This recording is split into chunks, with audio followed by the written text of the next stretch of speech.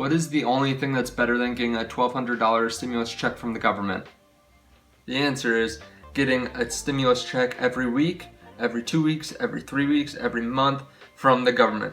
So what I'm talking about is investing my stimulus check with Robinhood and getting monthly dividend paying stocks that will pay me indefinitely forever through dividends. So this is a very exciting thing. I tried to live stream it.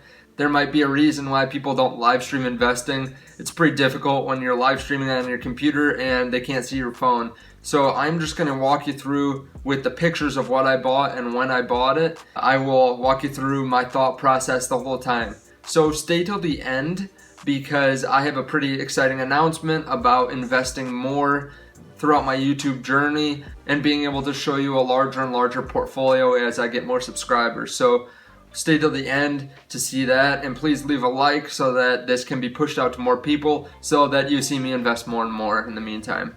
So the first thing I want to do is I want to diversify my portfolio right out of the gate. So I didn't want to invest in all individual stocks and have it be that risky.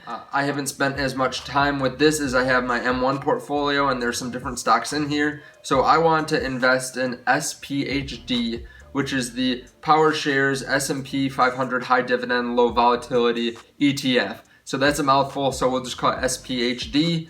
And what they do is they take the top 75 highest paying dividend stocks in the top 500 biggest companies in the US, and they take those 75 and take out the highest volatility 25 stocks. So what that means is the stocks that go up and down the most in price, they took those out. So I am stuck with the most consistent dividend paying stocks out of the top 500.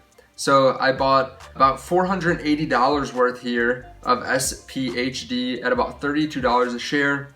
This is a monthly dividend paying stock. So that means every month I will get a check for about $2.50, which is pretty exciting. I mean, some people might think, oh, $2.50, that's not enough to buy anything. But what happens is I still have all the initial money from the stimulus check, and now I also get these dividends on top of that. So that's exciting. So I ended up buying $480 worth. I went and bought 2 more shares later for a total of $546.51. And I see them going up over time, so I was excited to buy them. Some people don't like them because of the higher expense ratio of 0.3%, but that's not really too big a deal because on $1,000 invested, that's only $3. So I wasn't too worried about that. My next stock is Realty Income. I really didn't want to invest in REITs too much. So REITs are real estate investment trusts. They invest in real estate, and I didn't want to invest too much in them, but this is a high quality dividend paying stock, and they pay about 6%, and they also pay monthly. So I bought 1 share of them, and I plan on possibly buying more over time. The reason I didn't want to invest in REITs as much is because they are taxed differently than the rest of the dividend paying stocks. They're taxed at your actual income bracket, so it's not as cost effective to invest in them outside of portfolios that are tax advantaged. The next stock I bought was JP Chase, and I bought them for about $95.22. They are one of the largest banks in America and in the world, and I think they're a really high quality company. They pay about 4% dividend over time. I put about $95 worth in them. One issue that I had going through this was I've never really used Robinhood, so I was trying to use fractional shares and I couldn't figure it out in the stream, so I ended up buying all full shares, but you live and learn. I will figure that out for the next one if I can do that. The next stock I invested in was Foot Locker. I really like this stock. If you have seen any of my other portfolio updates, in my M1 portfolio, I have a lot of money invested in Foot Locker. I invested about $49 worth in Foot Locker, and I bought 2 shares there, so I'm excited to get the dividends from them. The next stock I bought was AT&T.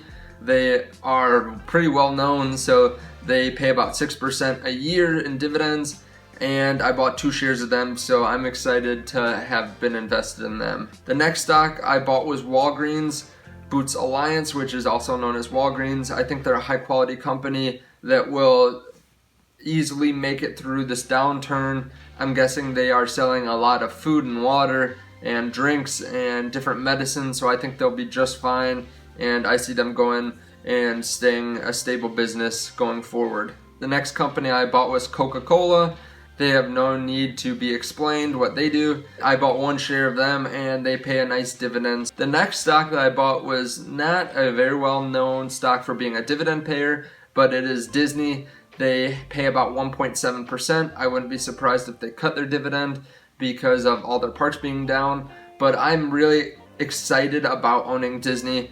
They started their streaming service and already have grown it to about 1/3 the size of Netflix, and they've done that in just a few short months. So that is exciting to me. They also will be reopening their parks here in the next few months, and I think that they'll be able to make a lot of money. So I'm excited in investing with them. I think that they might raise their dividends over time. So that was the last stock I bought. I ended up spending about $1,000 of my $1,200. I had deposited the full $1,200, but only $1,000 is available right away. So I have $200 that I will be investing over the next few days. Let me know if you want me to invest it in a video or just invest it on my own time, and I can show you updates. But I'm gonna show you the updates of the dividends I'm getting from this portfolio and from my M1 portfolio. So subscribe if you wanna see that. Also, I did tease this earlier. I will be investing $5 for each new subscriber. I think I have right around 87 or 88 subscribers now. I'll check after the video. But every new subscriber from now on, I will be investing $5. So if I get up to 1,000 subscribers, I will invest about another $4,500 into my portfolios between M1 and Robinhood. So I think that's a cool way of kind of showing a growing portfolio. I have some stuff coming up. I'm going back to school, so I can't do much more than that.